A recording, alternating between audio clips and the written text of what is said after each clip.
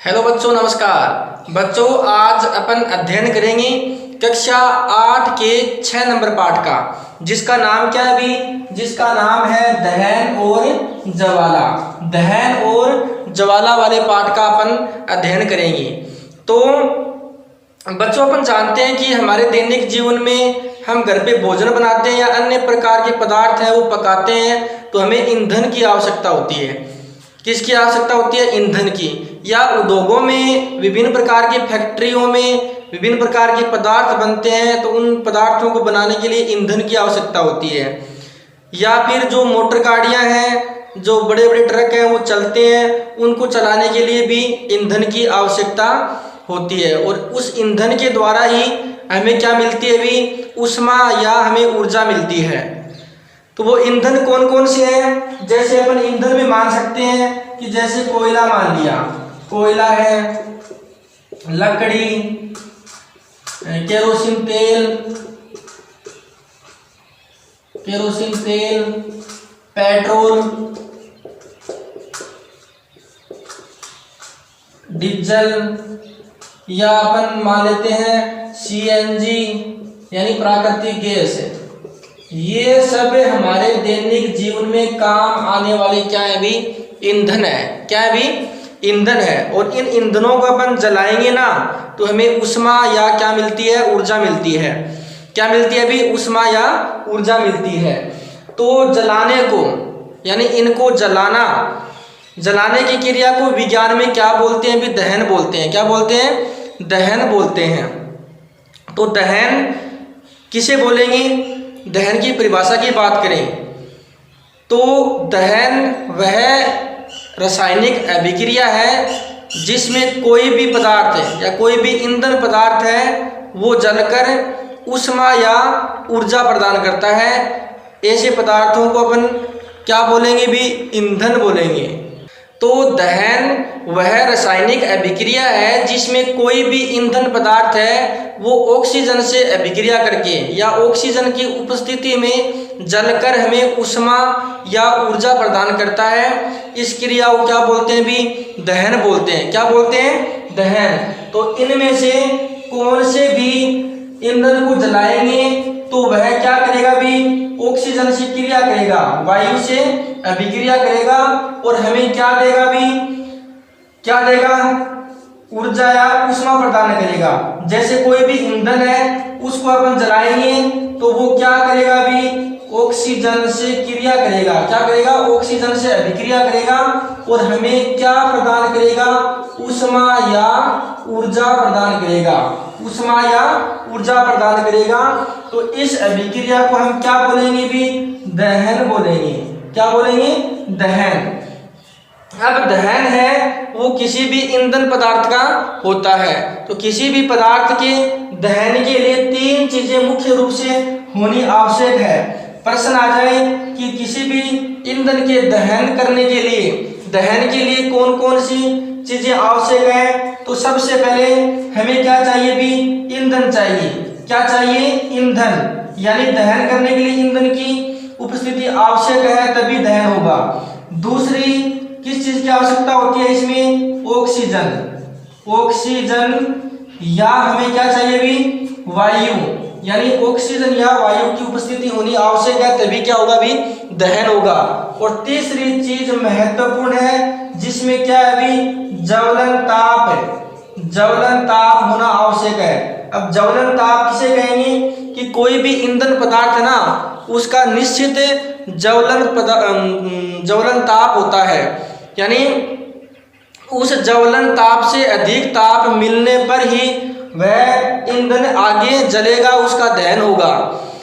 जैसे कोयला है तो कोयले को अपन जलाएंगे तो तुरंत कोयला नहीं जलता है। क्यों नहीं जलता है? जब तक इसको ज्वलन ताप नहीं मिलेगा तब तक कोयला है वो नहीं जलेगा। ऐसी लकड़ी को अपन यदि चूल्हे में डालेंगे तो लकड़ी तुरंत नहीं जलती।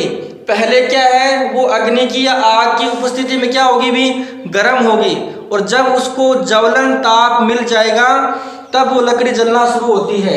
ऐसे जैसे भी केरोसिन तेल है, पेट्रोल है, डीजल है, इसका ज्वलन ताप क्या होता है? भी कम होता है। तो वो तुरंत आग पकड़ लेते हैं या जले जाते हैं। इसी प्रकार जो सीएनजी प्राकृतिक गैस है, इसका जो ज्वलन ताप बहुत कम होता है, जिसके कारण क्या है, ये जल्दी आग पकड़ जाते हैं। तो कोई भी ईंधन के या कोई भी वस्तु के दहन के लिए 3 चीजें आवश्यक है। ईंधन होना आवश्यक है, ऑक्सीजन या वायु की उपस्थिति होनी आवश्यक है, और ज्वलन ताप का होना अति आवश्यक है, तभी वह दहन होगा। अब जो भी पदार्थ हैं जिनका अपन दहन करते हैं, उन पदार्थों को दाह्य पदार्थ कहते हैं। क्या बोलते हैं अभी?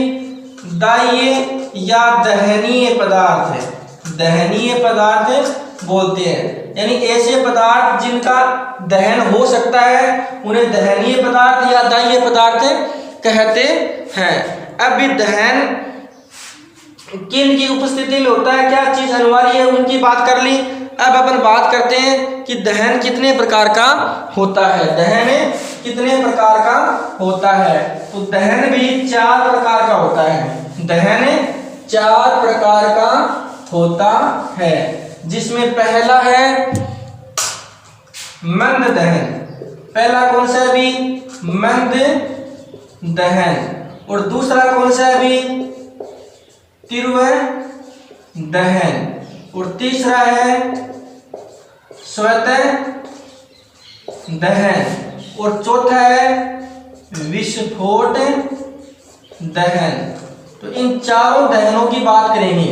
मंद दहन क्या होता है कि भी कुछ ऐसे पदार्थ होते हैं जो तुरंत जलते नहीं हैं, यानी इनका जो ज्वलन ताप है वो बहुत ज़्यादा होता है। तो ये जो पदार्थ हैं ये मंद गति से जलते हैं। और तीव्र दहन क्या होता है अभी कि ऐसे पदार्थ जो क्या है अभी जिनका ज्वलन ताप है वो कम होता है, जिसके कारण ये क्या है अभी तीव्र जलते हैं। और स्वतः दहन क्या होता है अभी ऐसे कई पदार्थ हैं जिनका ज्वलन ताप बहुत कम होता है, जिनका ज्वलन ताप बहुत कम होता है, जिसके कारण उनको थोड़ा सा भी ताप मिल जाए तो वह जलने लगते हैं। तो ये क्या है अभी स्वतः दहन है। इनको तापमान की आवश्यकता ही नहीं होती है, ये थोड़ी सी भी गर्मी की उपस्थिति में भी ये क्या जलने लग जाते हैं, तो इन्हें स्वतः दहन की श्रेणी में रखते हैं। और विस्फोट दहन क्या है अभी कि ऐसे पदार्थ हैं कई जिनको ज्वलन ताप मिलने पर ये विस्फोट के साथ में जलते हैं, विस्फोट के साथ में जलते हैं। जैसे पटाखों में जो आतिशबाजी वाले जो पटाखे वगैरह हैं, रॉकेट हैं, उनमें जो बारूद होता है या उनमें विस्फोटक पदार्थ भरे होते हैं, उनका ज्वलन ताप क्या है बहुत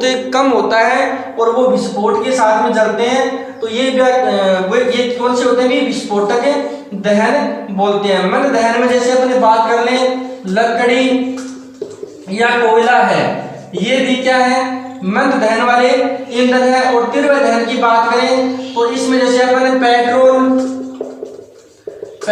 डीजल और गैस है, ये अपन तीव्र दहन मान लें।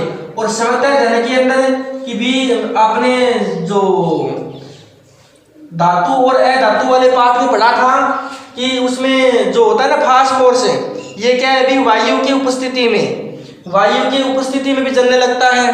फास्फोरस है, सोडियम है, ये वायु की उपस्थिति में या जल की उपस्थिति में अपने आप जलने लग जाते हैं। तो वो क्या है अभी स्वतः दहन वाले पदार्थ हैं। सोडियम और जैसे फास्फोरस है, ये फास्फोरस है, ये क्या है वायु की उपस्थिति में जलने लग जाता है। और सोडियम ये जल की उपस्थिति में अपने आप ही जलने लग जाता है। तो ये कौन से होगी? स्वतः दहन वाले। और विस्फोटक दहन वाले पदार्थ ऐसे पदार्थ जो विस्फोट के साथ में जलते हैं, उन्हें विस्फोट दहन पदार्थ कहते हैं। ठीक है, तो अब भी हम बात करेंगे कि यदि भी इन पदार्थों के कारण आग लग जाए, कहीं पर भी आग लग जाए, तो हम उस आग पर नियंत्रण कैसे पाएंगे और हम क्या करेंगे भी, हमें क्या क्या करना चाहिए आग बुझाने के लिए, उसकी बात करते हैं। तो भी हमें पता है कि आग लगने के लिए हमें भी क्या क्या चीजें आवश्यकता होती है। एक तो आवश्यकता होती है ईंधन की, और दूसरी आवश्यकता क्या होती है अभी वायु की उपस्थिति होती है, और तीसरी उपस्थिति क्या होती है अभी जो ज्वलन ताप की आवश्यकता होती है। अब कहीं पर भी आग लग जाए तो इन तीन चीजों की उपस्थिति में आग लगती है। तो इन तीन चीजों में से अपन यदि एक चीज भी हटा देंगे ना, एक चीज भी हटा देंगे तो वो आग क्या है अभी नियंत्रण में आ जाएगी, आग क्या है बुझ जाएगी। लेकिन कहीं पर आग लगी है तो इन तीन चीजों को हटाने से पहले हमें सबसे पहले काम तो क्या करना चाहिए भी, जो अपने आसपास जो अग्नि बुझाने वाला यंत्र होते हैं, अग्निशमन यंत्र, उनको हमें सूचना करनी चाहिए, तुरंत सूचना करनी चाहिए ताकि वो अपनी व्यवस्था के अनुसार पहुंच सके और आग पर नियंत्रण पा सकें। उसके बाद में जो वो आग बुझाते हैं तो उसमें तीन चीजों पर अपने नियंत्रण पा लेंगे तो अपन आग पर नियंत्रण पा सकते हैं। या तो जहां आग लगी है वहां पे जो ईंधन है उसको हटा लेंगे तो आग बुझ जाएगी, या फिर वहां जो वायु है ऑक्सीजन है इसकी अनुपस्थिति हो जाएगी तो आग बुझ जाएगी, या उसका ज्वलन ताप है वो कम हो जाएगा तो आग बुझ जाएगी। अब जोर की यदि तेज आग लगी है तो वहां से ईंधन हटाना तो असंभव नहीं है, लेकिन बहुत सारा ईंधन पड़ा है और एक साइड में आग लगी हुई है तो दूसरी साइड का ईंधन अपन हटा लेंगे तो कुछ हद तक अपन आग पर नियंत्रण पा सकते हैं। दूसरा, जैसे किसी व्यक्ति के कपड़ों में आग लग जाती है तो उसको बुझाने के लिए हमें क्या करना चाहिए, कोई भारी कंबल है या रजाई है उस व्यक्ति के ऊपर डाल देनी चाहिए, जिससे क्या होगा भी वहाँ की जो वायु है वो बाहर निकल जाएगी और जहाँ आग लगी है उसको वायु नहीं मिल पाएगी, जिससे वो आग बुझ जाती है। छोटी चीज पे, गैस सिलेंडर पे या किसी व्यक्ति के कपड़ों में आग लगी है तो अपन बाहरी कपड़ा कंबल या उस पर डाल देते हैं, जिससे क्या है भी वायु नियंत्रण हो जाती है। या फिर ज्वलन ताप है कि भी आग लगने के लिए, दहन के लिए निश्चित ताप की आवश्यकता होती है। अपन यदि उस पर पानी डाल के या कोई ठंडी चीजें डालकर अपन उसका ज्वलन ताप कम कर देंगे तो भी क्या है भी आग नियंत्रण हो जाएगी। तो कभी कागज या कोई भी जो चारा भूसा है या लकड़ी में आग लगी है तो अपन उस पर पानी डाल के उसका ज्वलन ताप कम कर सकते हैं तो आग बुझ जाएगी। लेकिन जो विद्युत उपकरण है या पेट्रोल डीजल है या गैस है उनमें आग लगी है तो उसमें अपन पानी से आग नहीं बुझा सकते, क्योंकि जो विद्युत उपकरण है उस पर अपन पानी डालेंगे या पानी डालकर आग बुझाने की कोशिश करेंगे तो हमें करंट भी लग सकता है, झटका भी लग सकता है, क्योंकि जल है वो क्या है भी विद्युत का सुचालक होता है जिससे हमारे में करंट आ सकता है। या फिर जो केरोसिन तेल है या पेट्रोल डीजल है या प्राकृतिक गैस है, इन पर यदि आग लगी है, इनमें आग लगी है तो अपने पानी से आग नहीं बुझा सकते, क्योंकि जो पेट्रोल डीजल या प्राकृतिक गैस है ये पानी से हल्की होती है, तो पानी डालेंगे तो ये तुरंत पानी के ऊपर आ जाएगी और दोबारा से आग पकड़ जाएगी, तो आग को अपन नियंत्रण नहीं कर सकते। तो इन चीज़ों को आग से बुझाने के लिए हमें क्या करना चाहिए भी CO2 का उपयोग करना चाहिए, CO2 का उपयोग करना चाहिए। CO2 गैस है, इनको क्या है भी इसको अपन सिलेंडरों में भर सकते हैं। और अपन देखा होगा भी कई जगहों पे पेट्रोल पंप पे या बैंक में या विभिन्न ऑफिसों में जो सिलेंडर लगे रहते हैं उसमें क्या होती है भी CO2 गैस होती है, ताकि अचानक या कोई आग लगने पर अपने उस CO2 से आग पर नियंत्रण पा सके। तो भी ये है। अब बात अपन करते हैं कि जो भी दहनीय पदार्थ हैं उनमें जिनका कम तापमान होता है वो क्या है अभी तुरंत जलने लगते हैं और ज्वाला के साथ में जलते हैं। तो ऐसे पदार्थ जिनका ज्वलन ताप कम होता है और उनको ताप मिलने पर तुरंत वह ज्वाला के साथ में जलने लग जाते हैं, उन्हें क्या बोलते हैं कि ज्वलनशील पदार्थ कहते हैं।